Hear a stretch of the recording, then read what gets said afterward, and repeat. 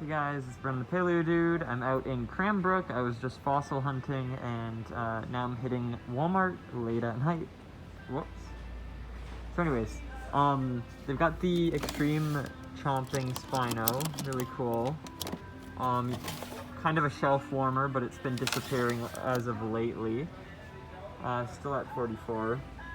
They used to have the roar attack stuff. Used to have the captives. Oh, I just did that for the thumbnail. They got this guy.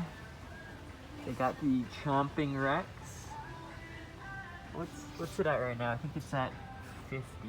Oof. And I haven't seen this guy in a while.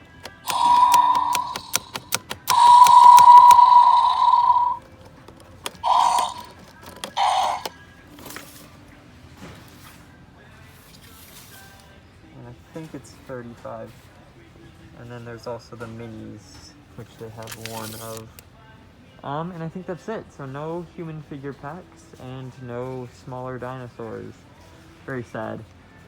Maybe up there. Who knows? Okay. So I hope you guys enjoyed this one, and I'll see you all in the next.